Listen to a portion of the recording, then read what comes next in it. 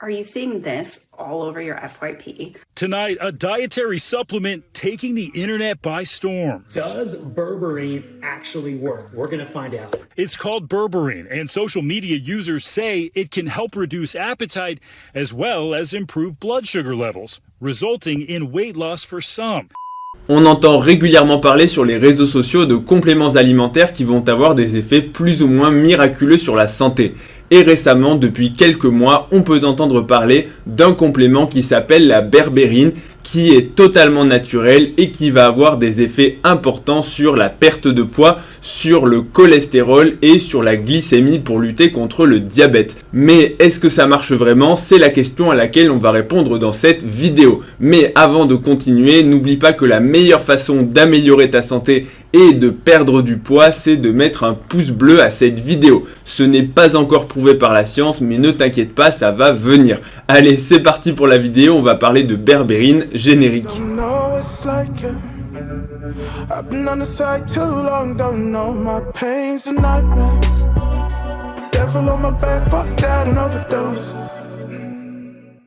La berbérine, qu'est-ce que c'est? La berbérine est un alcaloïde végétal qui est une molécule naturelle pouvant être extraite de deux types de plantes. La première, c'est le Berberis aristata et le deuxième, c'est le Berberis vulgaris. Ok, bon, concrètement, on n'en a strictement rien à faire.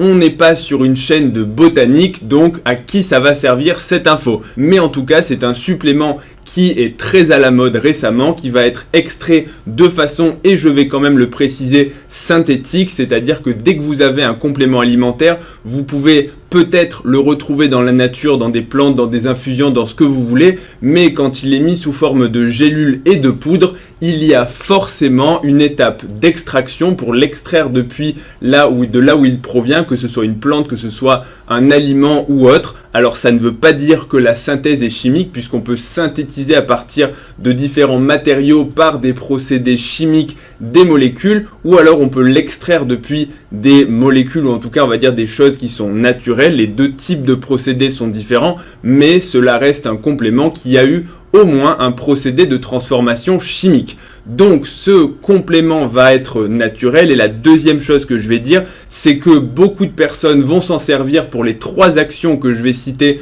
juste après, à savoir la perte de poids, la lutte contre le diabète en diminuant la glycémie, c'est-à-dire le sucre sanguin, et la troisième utilisation, c'est la diminution du cholestérol dans le sang, en gros l'amélioration de son profil lipidique.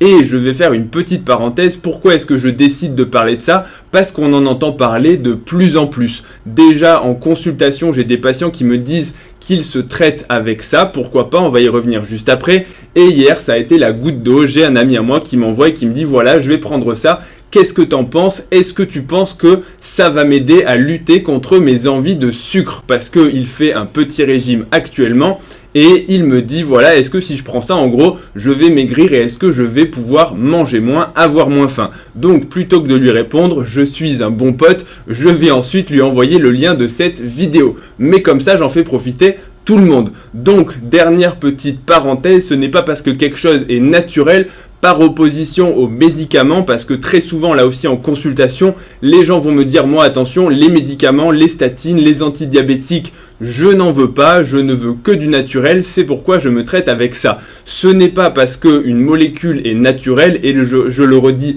très souvent dans mes vidéos, mais ce n'est pas parce qu'une molécule est naturelle qu'elle est inoffensive. Il y a plein de choses dans la nature, si vous les consommez, vous allez mourir parce qu'elles sont toxiques. De la même façon, si vous donnez du chocolat à un chien, il ne peut pas le métaboliser, il va mourir. Si vous mangez une amanite phalloïde, un champignon qui est pourtant tout mignon, vous allez mourir. Donc attention, naturel n'est pas synonyme de sans danger. La nature n'est ni bonne ni mauvaise, la nature elle est relativement impitoyable. À partir de ça, vous en faites ce que vous voulez. Maintenant, on va rentrer dans les différentes applications. La première, ça va être la lutte contre le diabète. La berbérine est effectivement un complément alimentaire, une molécule qui va avoir un effet de régulation de la glycémie. Ça veut dire concrètement que votre sucre dans le sang, c'est ce qu'on appelle la glycémie. Quand il est trop élevé, ça va conduire à une maladie qui s'appelle le diabète et qui est une maladie très grave parce que le sucre en excès va être très toxique pour la plupart des cellules et des organes du corps, avec des conséquences qui sont dramatiques, par exemple des anomalies au niveau des différentes artères, des plaques de cholestérol, des calcifications, ce qui va donner des infarctus, des AVC, des maladies au niveau des jambes avec des amputations à long terme, des anomalies aussi au niveau des yeux, la fameuse rétinopathie diabétique qui va faire que vous allez devenir aveugle beaucoup plus vite. Ça va également donner de l'insuffisance rénale et vous allez finir dialysé. Ça va donner des soucis d'infection, des soucis au niveau des nerfs, vous n'allez plus avoir de sensibilité, vous allez vous faire des trous au niveau des pieds, on appelle ça le mal perforant plantaire et ça va conduire là aussi à des amputations. Donc le diabète, c'est une véritable maladie qui est dévastatrice et qu'il faut prévenir véritablement de façon proactive. Comment est-ce qu'on fait ça? En régulant sa glycémie, que ce soit avec des moyens naturels ou avec des moyens chimiques. Et les moyens naturels, c'est l'activité physique, parce que à chaque fois que vous allez faire du sport, que vous allez courir, que vous soulevez de la fonte, que vous faites n'importe quelle activité, vos muscles s'activent et ils consomment de l'énergie. Ça veut dire qu'ils vont puiser les glucides depuis le sang vers le muscle pour créer de l'énergie et donc vous diminuez votre glycémie. Donc l'activité physique, c'est véritablement une des meilleures façons de lutter contre le diabète et de réguler votre glycémie. Deuxième façon, ça va être l'alimentation. Attention au sucre transformé, attention de ne pas manger trop, attention au surpoids. Bref, je ne vais pas rentrer dans le détail parce que sinon la vidéo va durer 3 heures. Mais en association à ça, on peut utiliser des molécules soit pharmacologiques, soit naturelles comme la berbérine. Et est-ce que la berbérine va marcher? La réponse, c'est oui. Effectivement, ça a une action de contrôle de la glycémie chez les personnes, et c'est important de le préciser, chez les personnes qui vont avoir un trouble métabolique. En gros, chez les personnes qui vont avoir une glycémie qui va avoir du mal à être régulée, c'est-à-dire soit diabétique, soit prédiabétique, quand l'insuline commence à être un petit peu mal régulée. Donc, chez ces personnes-là, la berbérine a effectivement montré une efficacité, mais qui va quand même être modeste, c'est-à-dire que ça va la diminuer. Alors c'est toujours bon à prendre, mais en gros la glycémie à jeun de 0,10, soit moins qu'un médicament, notamment la metformine, qui est le médicament le plus prescrit. Donc est-ce que ça marche? La réponse est oui, ça a montré dans des méta-analyses que ça diminuait la glycémie à jeun et l'hémoglobine glyquée qui est le reflet de la glycémie des 3 derniers mois, mais encore une fois de façon modeste et pas aussi importante que les médicaments qui sont actuellement prescrits. Cela dit, le profil de sécurité est plutôt bon avec notamment l'absence d'hypoglycémie. Ça veut dire que c'est un médicament qui ne diminue la glycémie que si celle-ci est élevée et non pas de la diminuer comme le ferait par exemple l'insuline, où si là je m'injecte de l'insuline, ma glycémie va diminuer même si elle est déjà totalement normale et je vais finir avant la fin de la vidéo dans un coma hypoglycémique. Donc pour résumer, oui, ça a un effet de diminution de la glycémie et donc ça peut être utile pour les personnes qui commencent à avoir un petit trouble de régulation des glucides. Maintenant attention, ça ne remplace pas un médicament, notamment si c'est prescrit par votre médecin. Et deuxièmement, attention aux interactions médicamenteuses. Si vous prenez de la berbérine, dites-le à votre médecin parce que ça peut interagir avec les autres molécules utilisées pour le traitement du diabète. Et là, pour le coup, ça peut véritablement conduire alors des catastrophes, peut-être pas, on ne va pas exagérer, mais en tout cas à des dérégulations ou en tout cas à un traitement qui ne sera pas optimal. Deuxième partie, la berbérine et le cholestérol. La berbérine a également une action de lutte contre le mauvais cholestérol. Alors je sais, les gens vont s'exciter dans les commentaires, il n'y a pas de bon et de mauvais cholestérol, c'est la même molécule. Oui, c'est vrai, mais pour résumer, il y a le cholestérol en tant que molécule qui va être transporté dans le sang parce que le cholestérol c'est un lipide et les lipides, les graisses dans l'eau, vous avez déjà mis de l'huile dans un verre d'eau, ça ne se dissout pas. Ça veut dire que le cholestérol va avoir besoin de transporteurs pour circuler à l'intérieur du sang et ces transporteurs ce sont des protéines que l'on appelle le LDL cholestérol, c'est-à-dire le entre guillemets mauvais cholestérol, et le HDL cholestérol, c'est-à-dire là aussi entre guillemets le bon cholestérol.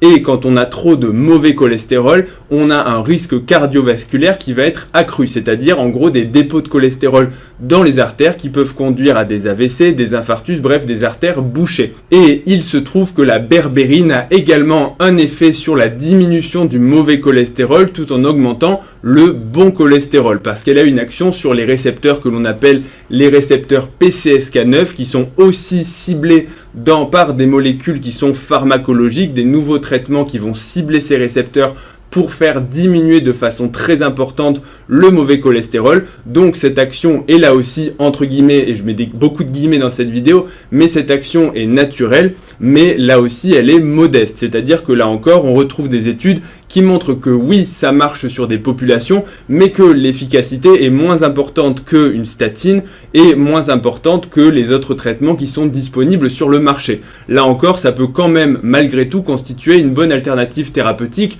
notamment si votre cholestérol, on va dire, est normal et que vous voulez simplement le réguler pour éviter qu'avec l'âge ou autre, il ne s'élève, bien que là encore, c'est comme pour le diabète, activité physique et alimentation, même si l'alimentation a un effet beaucoup plus modéré. Mais on va dire en tout cas, mangez bien, faites du sport et c'est la meilleure chose que vous puissiez faire pour votre métabolisme au sens large, glucides, lipides, etc. Mais malgré tout, on peut utiliser ce complément pour diminuer et améliorer un petit peu son profil lipidique. Là encore, je vais faire une petite parenthèse, c'est que comme je vous l'ai dit avant, le fait que ce soit naturel ne veut pas dire que ça agit par l'action du Saint-Esprit. C'est comme les patients qui refusent de prendre des statines. Après tout, pourquoi pas, chacun son choix, mais il y a quand même des situations où c'est indiqué parce que ça montre une véritable efficacité sur la prévention des maladies cardiovasculaires. Les statines agissent par un mécanisme précis et ces patients qui refusent les statines vont dire oui mais moi je me traite avec du riz rouge ou de la levure de riz rouge qu'on peut trouver dans les magasins bio ou dans les ventes de suppléments. Sauf que ce que ces gens ne savent pas forcément, c'est que la levure du riz rouge n'agit pas par l'action du Saint-Esprit, mais elle agit par la même voie de signalisation que les statines. C'est-à-dire que c'est simplement un effet qui est beaucoup plus faible parce qu'il y a moins de molécules, mais le riz rouge contient une statine naturelle. Donc ça peut donner les mêmes effets secondaires, les crampes également, les douleurs musculaires qui sont des effets secondaires fréquents des statines. Tout ça pour dire qu'il ne faut pas forcément opposer les solutions naturelles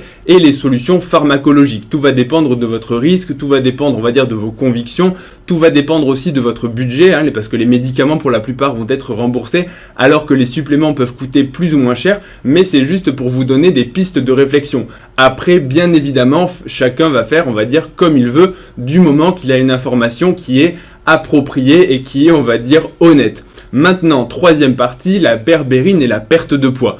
On l'a beaucoup vu sur les réseaux sociaux, il y a eu l'Ozempic qui a été une espèce de tendance TikTok, j'en avais fait une vidéo, mais en gros ce médicament a gagné énormément de popularité parce que à la base c'était un anti-diabétique, il baissait nettement la glycémie chez les personnes diabétiques et on s'est rendu compte qu'il avait aussi une action sur la perte de poids de façon assez efficace. Et donc les gens ont détourné son utilisation pour la perte de poids même sans être diabétique et il s'est avéré que ça marche de façon là aussi efficace.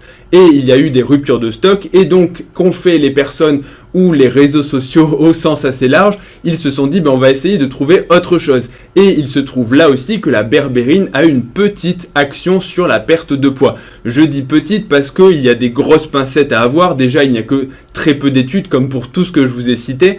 Et la deuxième chose, c'est que cette action est modeste. On parle de là de 1 à 2 kg après plusieurs semaines ou mois d'utilisation. Et la deuxième chose, et je vais quand même le préciser, c'est que c'est dans des populations qui vont être avec un syndrome métabolique. C'est-à-dire, c'est pas si tu veux faire ton régime un petit peu avant l'été ou t'assèches dans un contexte de bodybuilding ou pour avoir des abdos sur la plage, mais si tu n'as pas de troubles métaboliques, a priori, et je mets a priori parce qu'en fait on ne sait pas, il n'y a que, à ma connaissance, pas d'études chez les gens sains, mais ça ne marchera donc la perte de poids de façon modeste et uniquement donc si tu as un syndrome métabolique. Donc là encore, faites attention à ce qu'on vous vend parce que on a très vite fait quand on écoute les réseaux sociaux et internet d'avoir des promesses miracles comme quoi vous allez fondre à vue d'œil, vous allez améliorer tous vos paramètres de santé, mais malheureusement la vérité est un petit peu plus nuancée que ça. Pour autant, c'est quand même un complément qui est relativement sûr et ce sera la quatrième et dernière partie. En gros, les effets secondaires seront relativement peu nombreux et surtout assez peu invalidants.